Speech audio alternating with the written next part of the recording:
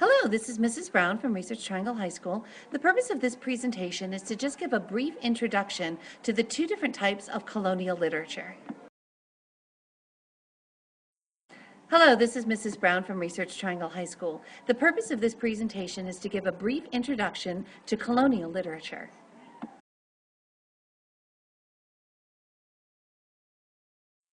Now, the colonial period generally refers to the time between the founding of the first settlement at Jamestown and a little bit later after that at Plymouth, up until the outbreak of the Revolution. And at that point, we talk about Revolutionary War literature.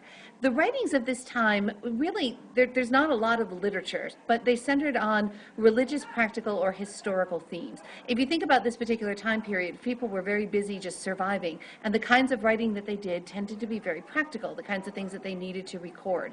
And this might include things like sermons, histories, diaries, contracts, political disputes, these kinds of things that form the literature from this period.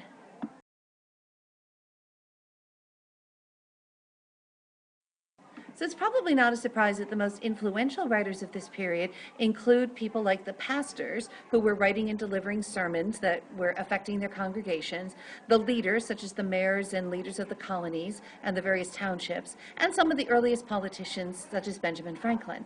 But you may also be surprised to know that there were some women who were writing poetry and letters and documents as well, and probably the most famous of these was Anne Bradstreet. And we'll take a look at some of her work a little bit later on in the course.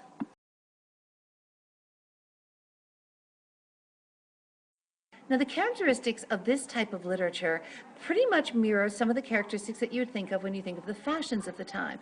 How did the pilgrims dress? They were trying to avoid this kind of ostentatiousness in everything. So everything was very simple, very unadorned, very factual, just exactly what you needed to do to say to get the point across.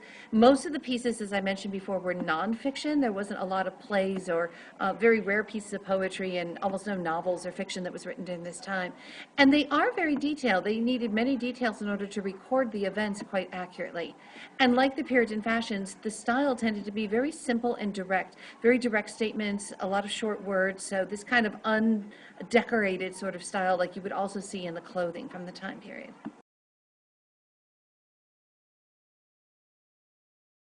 Now, the other type of literature that we look at from this time period is the literature from the people who were already here in North America, and those are the Native Americans. And the Native American used literature in a very different way. They weren't forming governments and having to record economics and things like you saw the Puritans doing, but the Native Americans tend to be related to the tribal knowledge, to their customs and rituals. So you saw a lot of myths, a lot of songs, a lot of chants. Everything was really in an oral tradition. There was not much that was written down at all, but it would be passed on through spoken words, through things that were carried on from generation to generation. There were some things that were written down, often using a type of alphabet known as a pictograph, where pictures stand in for the words.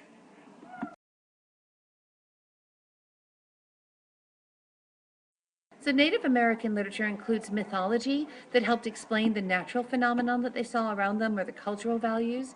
There were poems and songs that would celebrate things that they thought were important, brave deeds, or that might maybe mourn the dead and be kind of eulogies for people who had died.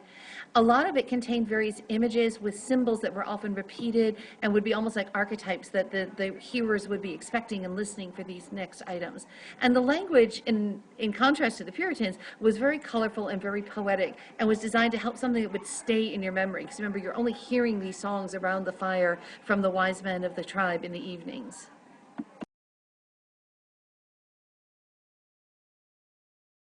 So in the next day or two, as we look through some of the samples from this very earliest pieces of American literature, take a look at some of these characteristics and techniques that you can find from the colonial period. And that's the end.